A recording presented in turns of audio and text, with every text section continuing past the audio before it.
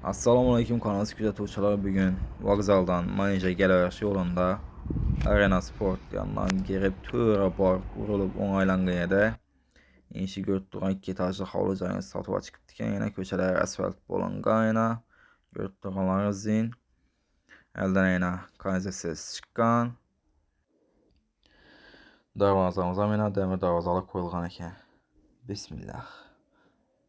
Yenə polumuzdan, patolokumuzdan yağışdan kılınğan, eşiklərimizdən yağışdan kılınğan eşiklər. Yine cep tarafımızda bir xanamız var ikən, 2 aynası köçəyə qırılğan. Qaz sveç suda ummanması yox. Xadoy Missaladan beri Ürgənç şəhərindəki Manejanda caylaşqan bu olub. Dum əgədə köyünlərinizi ortəməsə, yıqıb başından sasanıza boladı. Baxasən dum kuma təməz. Bu tamazda koridora barkən svet bolmağın üçün azına tün takçı tutdu. Yanımız yine sanuzel. Aslında 400 kvadratlıq öyümüz boğan ikən bu, 2'ye bölünген ikən. Berimiz yine kuxniyat koyup dikəndə. Doğru çıxadan basak yukarı. Lesisalarımıza yine yağıştan kılıngan lesisala. Bax tarafımız yine. Arkamızdan poyuz yolu. Yanımız yine ketdə bir zalımız.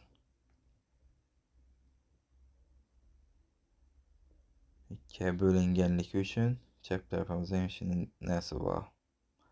Doğrumuzda yine balkonlu katib cay koyğanla xalasanızda balkonu salsanızda boladı özləriyiz. İndi bax tərəfinə çıxalım basaq əzizə. Bax tərəfimiz yine gördüğünüz kimi. Şimdi ahvalda durubdu.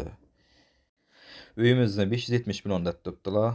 Naqd pullarınız olsa üstündə gəlişinlədir. Xuda xalasa məkanımı açsanız da. Yine bu yine kladovkəmiz. Doğrumuza arka tarafa poyzala çıksa boladı. On tarafımızda yine bir kladovka varkən. Gördüğünüz gibi.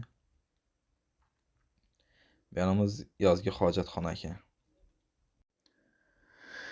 Üyümüzün yoxdurkən ləpəsdəki telefon nomeri telefon sezə boladı. Bəyanının arka tərəf. Beynəm xalasanızda faydalansanız da boladı.